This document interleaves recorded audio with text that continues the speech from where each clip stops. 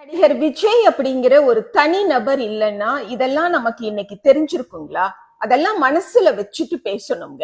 அதாவது பணம் பத்தும் செய்யும் அப்படின்னு நம்ம படிச்சிருக்கோம், கேள்விப்பட்டிருக்கோம்.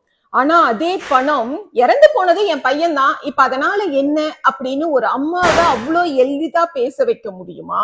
அப்புறம் இறந்து போனது என்னோட தம்பி தான், அதனால என்னங்க, அதான் நான் இருக்கேன்ல அப்படின்னு ஒரு அண்ணனை சொல்ல வைக்க முடியுமா? அப்படிங்கறது எல்லாம் நாம் தெரிந்து கொள்ளவும் அறிந்து கொள்ளவும் உதவி இருப்பவர் நடிகர் விஜய் அப்படிங்கிறத மனசுல வச்சுக்கோங்க.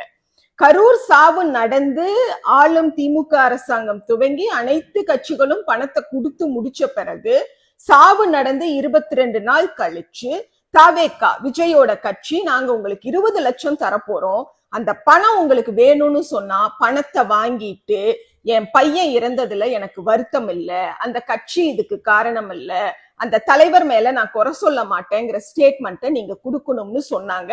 அதே மாதிரி பணத்தை வாங்கிட்டு செத்து போனது என் பையனா இருந்தா என்ன, என் தம்பியா இருந்தா என்ன, எனக்கு அந்த 20 லட்சம் வரக்கூடியது மிக முக்கியம் அப்படின்னு சொல்லி இறந்தவர்கள் வீட்டுல இருக்கக்கூடியவங்க பேசியிருக்காங்க.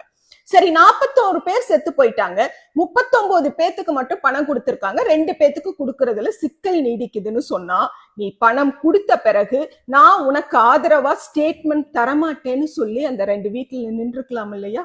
யோசிச்சு பாருங்க.